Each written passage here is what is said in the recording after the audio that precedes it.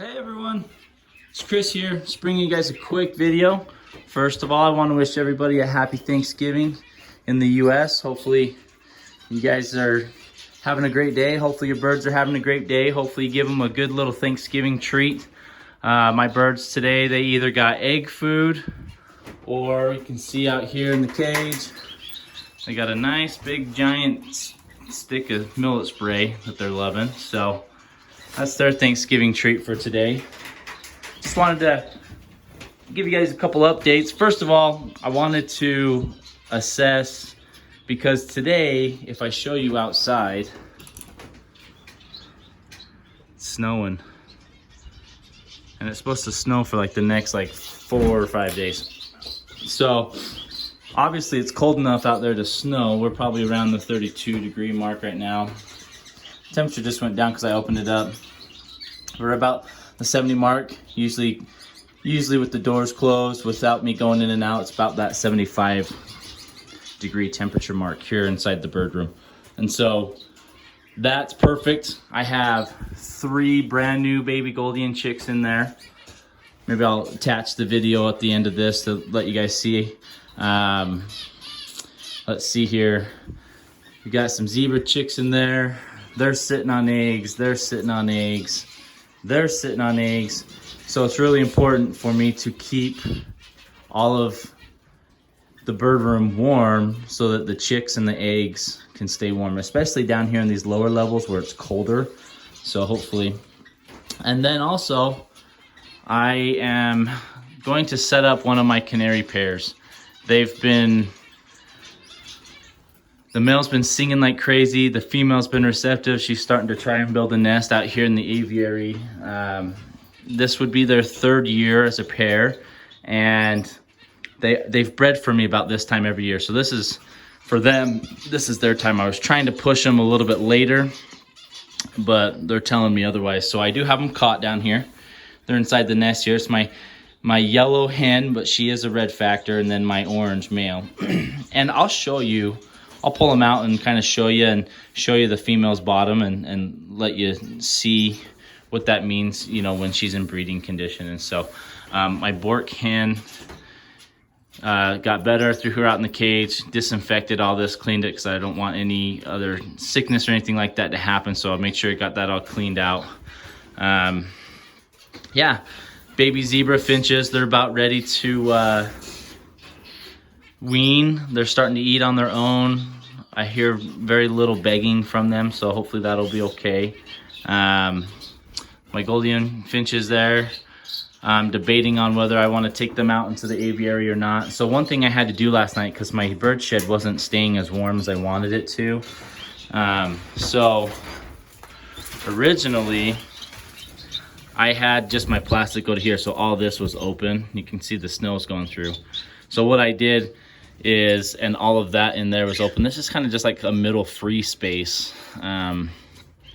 So I came in last night and I covered all of this all the way over and then over onto theirs. So they still have a little section to fly in and out on both aviaries. You can see that over there. But man, it sure made a huge difference on the temperature, especially when the wind blows. You know, we get northern winds, and so that wind comes in through this way and hits right into that other cage. And so that helps block a lot of that wind, kind of protect it. Keeps the temperatures a lot warmer. I mean, we're easily 15 degrees warmer right now with it snowing outside than we were yesterday when it was not snowing. So hopefully that'll help us out this winter. I do have this on like a temperature gauge, so once it hits a certain temperature, that's when it kicks the heater on. So if it does get too hot, it'll turn it off. I do have this on for right now, just for the baby Goldian finches. Just want to make sure that they stay nice and warm, and I don't want to have to worry about them getting cold at night. So let's catch these guys real quick. Let's show you.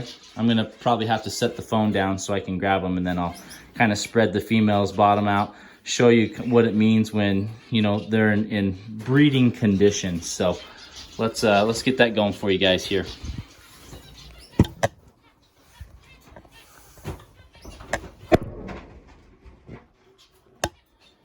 You know, one of these times I'll get a phone stand, but that's just not me. So All right.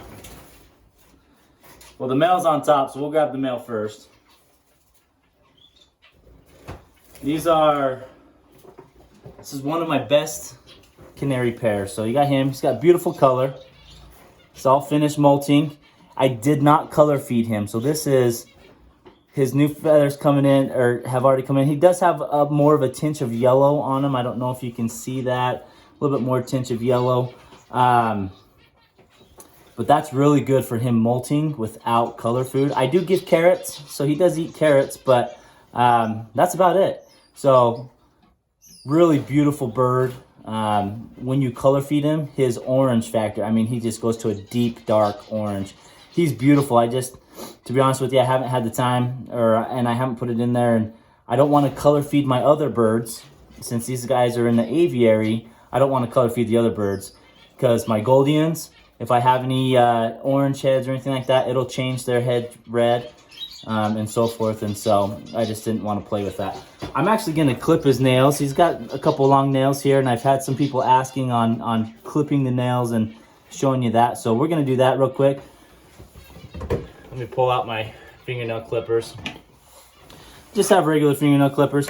So one thing on the nails that's important, you don't want to go too short because they have a blood supply that goes to a certain extent. So looks like he only really has one, his middle nail, that needs to be clipped. Let me see if I can pull it out, or he'll just fly away. We'll do a female. Make sure you hold your birds tight so they don't fly away. So, all right, here's my hen, beautiful hen. She is red factor, okay? So if I were to color feed her and she molted, she would turn red. So she's got some nails that could probably be clipped as well. So really, just to do that, I just hold their leg in between my fingers like that. Then I have her head in between here so she can't escape like my male just did. And then you want to make sure you only clip the pure white part, so maybe a quarter in or so. So you don't hit that blood supply. It doesn't hurt them, but it trims it. One of the good or important reasons why you want to trim your canary's nails before they breed is if they're too long and pointy, they could puncture the eggs, and then you're kind of, you know, in the toilet there, and they won't breed for you because your eggs aren't going to be fertile, you know. So, so we're going to flip her on her back. Yeah, she's definitely ready. I'm going to get my fingers wet and kind of spread her feathers out a little bit so you can see her underbelly. Let me do that real quick.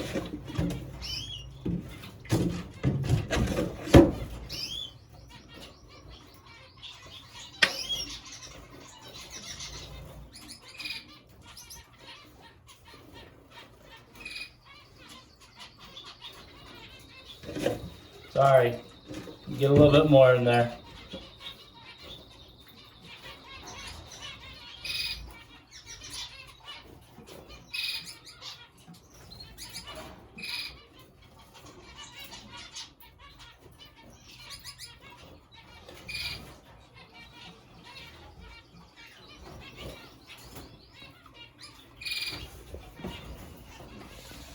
All right, so we have our underbelly here. Just trying to blow her feathers out of the way. Hopefully you guys can see that. It's kind of not a very good view, to be honest with you. So when you can tell that your hen is in breeding condition is this under part right in here where I kind of have the feathers spread out is bulging, kind of like I kind of compare it to like a pregnant mom. You know how their bellies kind of stick out a little bit. That's what you can see for a female. If it's sunken in and you can see her abdominal cavity, it's kind of like the bone lining. It's about where the top of those spread out feathers are. That means that they are not ready to breed and you shouldn't pair them up yet. So threw her in. She's probably like, man, what did you just do to me? So she'll probably see that nest. She'll get really excited. I'll put some breeding material, some nesting material in there for her. So sorry for the terrible view on that. So just that part where I had the feathers spread apart, if that belly part right above her cloaca, which is her butt, it should kind of bulge out a little bit like a pregnant mom. if it's sunken in, and then if you keep going to the top and you can see her abdominal cavity or her bone and the bottom part's all sunk in, she's not ready for breeding. So if she's bulging out and you can't see a bone there, you're good. If it's kind of sunk in and you can definitely see a line that goes all the way across her abdomen, she's not ready to breed. So good way to tell you on that one. So, and then your males, where did my male go? He's up here looking cool. To be honest with you, people say, you know, you can look at the underside and tell the sexes of your canaries apart. Males have basically like their cloaca sticks out farther, kind of like his penis and so, but I don't know. I have a hard time telling, to be honest with you. I just wait for them to sing, and so that's kind of where we're at there. So we'll throw these guys together for you. Hopefully they'll start breeding pretty soon. The male's been singing like crazy. I have another male out there singing like crazy, but my hands aren't ready, so maybe he'll bring them into condition.